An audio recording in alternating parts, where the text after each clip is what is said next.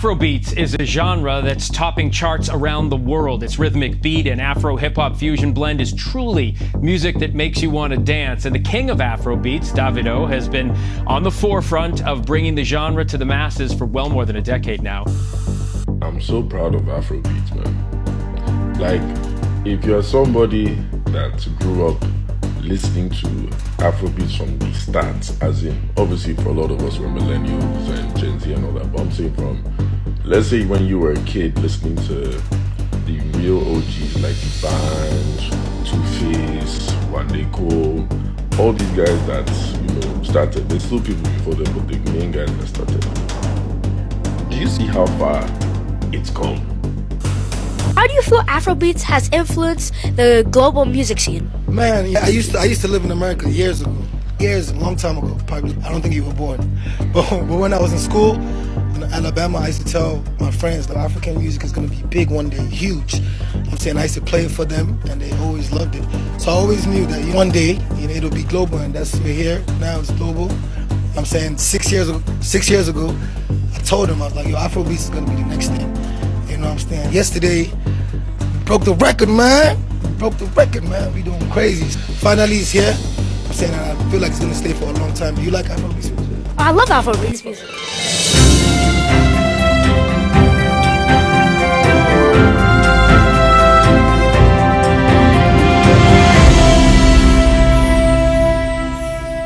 All right, everyone. Thank you all for joining me today. I am your man, CJ.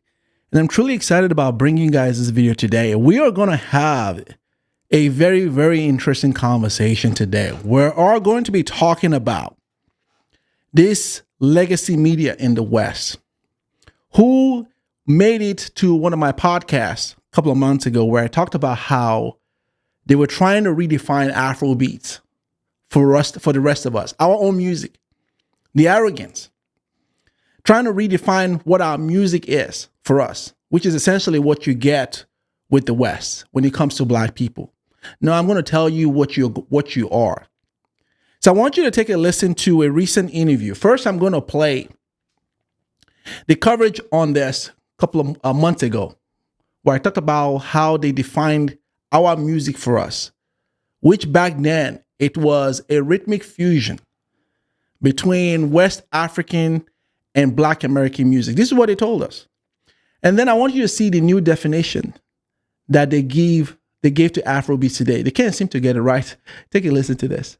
Afrobeats, the rhythmic fusion of West African and Black American music, steadily growing popularity in the U.S. and Nigerian singer Asake is the rising star, making people all over the world dance to his chart-topping hits. Afrobeats is a genre that's topping charts around the world. Its rhythmic beat and Afro-hip-hop fusion blend is truly music that makes you want to dance. And the king of Afrobeats, Davido, has been on the forefront of bringing the genre to the masses for well more than a decade now. So now Afrobeat is a genre with a blend of Afro hip hop, right? It's not a, did you see how he was very careful not to say it's a West African genre? He didn't even say it's a Nigerian music. There's no Nigerian mention anywhere. It's a rhythmic blend of Afro hip hop music.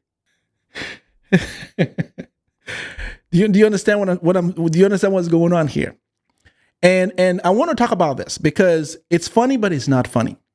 Because what I want to talk about in this video is what I addressed a couple of months ago in that video, where I talked about that the West is going to try to infuse violence into Afrobeats like we've seen with hip hop. See, when it comes to Black people and white people, one of the things that I've noticed, and most people have noticed over the years, when you look at their behavioral pattern, is that anything that has to do with Black people, they have to label and have to deem it bad. They have to destroy it. They have to introduce violence and not so good type of coverage to it. Because it's essentially how they keep us poor. It's essentially how they keep us under, to keep themselves superior and to keep us under. And over the years and over the century, Black folks have fallen for this because most of the media is dominated by white folks. most of the coverage by any Western outlet is mostly covered by white people. And so they can own, the narrative. They can own, the storyline. And so we've seen with this ABC network, this legacy media, try to redefine for us our own music. A music genre, they don't even understand what it is. If I ask the gentleman, what is Afrobeat? He wouldn't even tell. He couldn't tell the difference between Afrobeat and high life. He wouldn't know. He wouldn't know the difference between Afrobeats, Afrofusion. He wouldn't know. He doesn't know the difference. But with the arrogance, they want to redefine it for us and tell us what our own music is, rather than ask us about our own music, and rather than ask us what this music is made of. No, they got to redefine it. And even with that, they're falling all over themselves. They can't seem to get the definition right. How about you ask us? How about you ask us? Rather than try to infuse Afrobeat with African American music, African Americans don't have anything to do with Afrobeat. Okay, Afrobeat is not a fusion between hip hop and African music. It's not. Afrobeat has an element of pop music in it and pop culture, but it's not a fusion. I mean, which one is the hip hop in Afrobeat? Is it when Davido sang Unavailable? Is that the hip hop in it? Or maybe it's when Wizkid sang Essence. Is that the hip hop in it? Or maybe when Wizkid and Burna Boy or Burna Boy himself sang Last Last. Is that a hip hop in it? I mean, which one is it? Someone please tell me. Which one is the hip hop music? Which one is the Afro hip hop in this whole thing? Do you get what I'm saying? And that is the arrogance, and that is the one part. Now let me tell you the real reason why I wanted to do this video. Because that interview was such an embarrassment it was so embarrassing to watch that even a legacy media like ABC interviewing one of the kings of Afrobeats could not even get more than 3,700 views on that particular video. They were interviewing Davido, one of the best in Afrobeat. They couldn't even get hundreds of thousands of views on that. They are struggling with views. That video had about 130 something likes. Can you imagine this? This is a legacy media with over 15 million subscriber count. And they're interviewing Davido. And they can't even get up to 4,000 views, which would be horrible, by the way. They're struggling with views. 19 comments? Really? So let's do them a favor, please. If you're watching this, I need you to go watch that video and help them out. They're struggling with views. They're struggling, right? They're struggling. Go help them out. Because I can guarantee you that this video right here, this one that I'm doing, is going to surpass that video. If I had the video on this show, the video would have brought this, I would gain within 24 hours, 50,000 to 100,000 views, even with my little subscriber count. Everywhere the video has gone to interview, every platform that the video is interviewed in with, have had at least hundreds of thousands of views. Go watch any place that the video has had interviews. He's brought in 100,000+, 200,000 views easily. This legacy media can't seem to get hundreds of thousands of views interviewing the video. Can you imagine that? And you know why that is? Because they're propaganda media. Africans and Nigerians have caught the wind of what these people stand for. First, they redefine our music and our culture. They get it wrong. Secondly, they can't even seem to address us properly. And we see what they're trying to do. They're trying to introduce violence, and they're trying to cause problem within Black people. I told you last time how the definition they gave Afrobeat is to create tension between us and African Americans. Because let me tell you something with African Americans. African Americans don't claim Afrobeats as their music. Our brothers and sisters in the African American communities do not claim Afrobeat. You won't find one African American that will tell you Afrobeat is a joint venture between West African and rap. You won't find it. Because they're smart enough to know that that is African music. And they're giving us our kudos for it. They're celebrating that with us. They're enjoying the pride because they're part of this. It's not a competition with us. They're part of this movement of Afrobeat. You go to any Afrobeat concert, you'll find African Americans in there dancing and jiving to Afrobeat. You go to pages, YouTube channels, you'll find African Americans giving kudos to Nigerians. You will never find anyone with his right mind say Afrobeat is an what the hell did they call it? Afro hip hop fusion.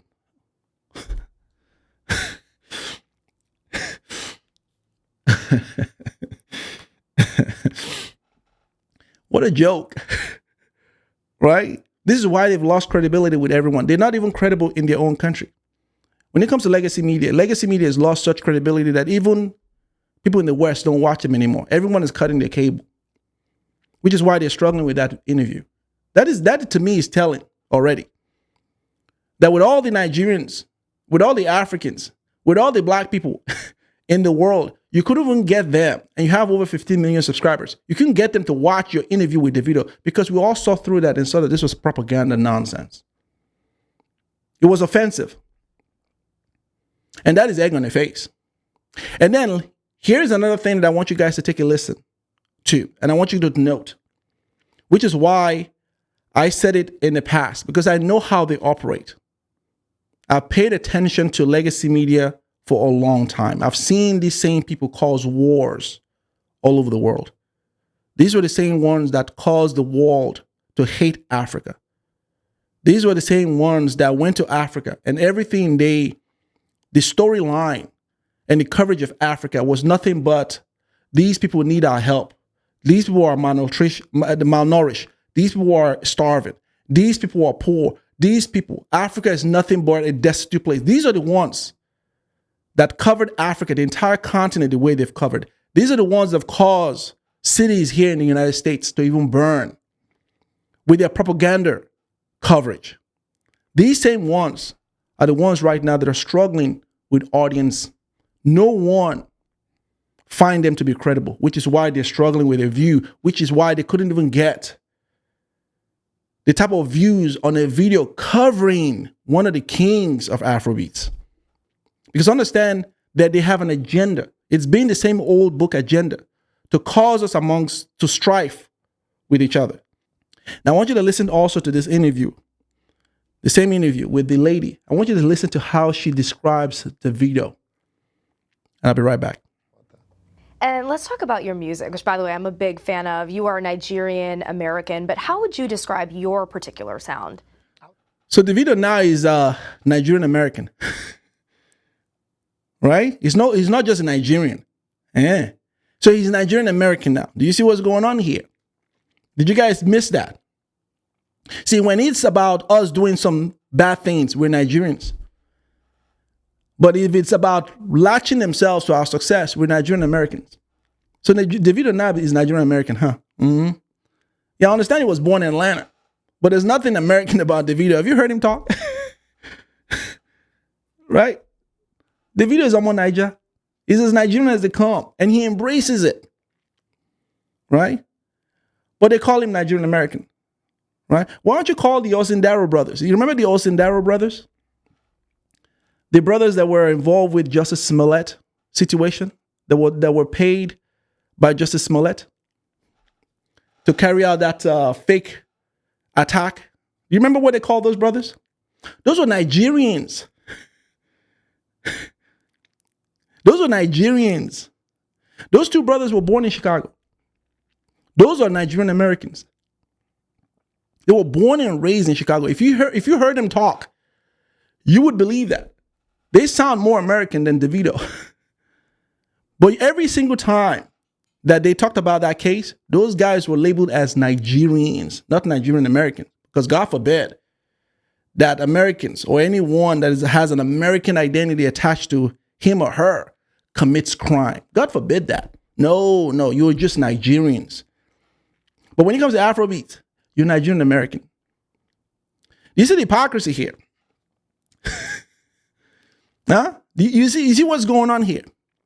Because the legacy media in the West, when it comes to their agenda, is being to create, as I mentioned, to create wars and tension between black people. These are the same ones that told the world, as I mentioned earlier on, that we're not good. As a matter of fact, when they go to Africa, these same media, when they go and shoot in Africa or go and tell African story, the story that we've seen with the likes of ABC, CBS, NBC, CNN, has always been the destitute that Africa is. Doesn't matter what part of Africa. It's always been that Africa needs charity. These are the people that use Africa to exploit from them, from their own people. You know, they give the funds, the United Way funds, the charity given, because Africa is all about needing aid. You know, Africa needs our help. The West, by the way, you know, Africa needs us to save them. These are the ones that told the world nonsense like that. I mean, these same reporters, when they go to for example, like Nigeria, to go shoot, or to go tell a story over there, guess where they stay? The same ones that are reporting that Africa is such a destitute place, that is, you know, oh my God, so impoverished. They need our help, you know, and they show those really poor areas in Africa. But guess where they stay? These guys stay in VI, Victoria Island. They stay in Banana Island. They stay in Ikeja. They stay in the vast areas of Nigeria that is paved, that is beautiful, that is great. They stay in those places and enjoy our amenities, enjoy our infrastructure, enjoy the life in Nigeria. But no, they don't have the cameras rolling because they have an agenda. They go all the way to Oshodi or Balende. They go to Ikorodu because they have an agenda. And the agenda is to paint Nigeria and many African countries as impoverished while they enjoy our hospitality by staying in the best areas. Do you understand what I'm saying? That's why they've lost credibility with everyone, which is why they couldn't even get. That video is struggling with views. And here's the problem that they're facing. Here's the issue with the legacy media, which we have seen. We see through their BS. See, black folks are waking up. And black folks are not going to allow themselves to be pinned up against each other anymore. Now, they will succeed with a few ignorant ones, but they're not going to succeed any longer with the vast majority of us, which is why they're struggling with the video. Guess where? Here's the problem that they have now moving into the future. Is that the African market is now a viable and sought after market. It doesn't matter what country in Africa. I talked about my last live show, which I'm going to cover this much more in my next TRM. Please make sure you show up at the next live TRM. But I talked about how Nigeria alone, based on data and statistics, by 2025, Nigeria alone will have 10 million subscribers. Nigeria alone will account for 10 million TV subscribers. Just in Africa alone, Nigeria. Not to mention South Africa. Not to mention Ghana. Not to mention the rest of the other people. These are the numbers you're seeing, which is why the likes of Netflix is over there. The likes of Amazon Prime. The likes of these streaming platforms are taking advantage because they see the change in audiences and that Africa is becoming a viable audience. Now, the ones who tell our story and the African story right will enjoy the audience. The ones who go on with the same propaganda, like this legacy media ABC, right, will continue to suffer as it relates to ratings and review. No one is going to take him seriously. That you have a cable network or a news network with over 15 million subscribers on YouTube. And they can't get 100,000 views interviewing Davido, an exclusive interview with Davido. Are you kidding me? That's a telltale sign. And they will continue to suffer. Because the African market, the African audience have gotten wind of what they're doing. We know what they're doing. And what you're going to start seeing, I want you to mark my word on this, because you know me, I can see through these people and I can see almost into the future. What you're going to start to see, and they're going to start to tiptoe around their coverage. You know, it's pretentious, it's not real, it's not genuine, it's disingenuous at best, but they'll tiptoe with the hopes of trying to lure in and get our audience or get some of that market piece. They'll probably cover one story and cover it favorable. They'll stay away from the nonsense propaganda that they're known for, and they will try to gain a lot of that market share. But they're not going to, because we've gotten a wind of this.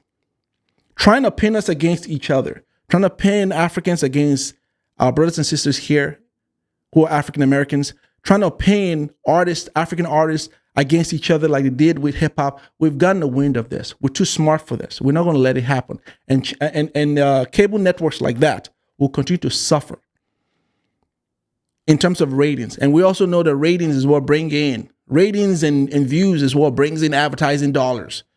So if you're not getting the African market, right, they'll go to somewhere else that does. And the ones that do are going to need to tell our story from the positive perspective. It doesn't matter what country in Africa, whether it's Nigeria, whether it's South Africa, whether it's Ghana, whether it's Zimbabwe, whether it's Tanzania, whether it's Rwanda, you're going to have to tell our story differently. Otherwise, you're not getting us. We don't care. We're not going to beg you for this. It's your burden. It's your problem. Because now the streaming world has a lot of players in it. And the ones who come to us with respect and treat us as though we're human beings as we've been for centuries, those are the ones that are going to get our attention. And legacy medias like this are going to continue to suffer. So the warning I am sounding to all of my peoples, Nigerians, Africans, is continue to be sharp. Right? Continue to really pay attention out here. Because when it comes to Western legacy media, the same ones that tarnished African image, they're not relenting. They want to keep doing it. They think it's business as usual. The world has moved. The world has shifted.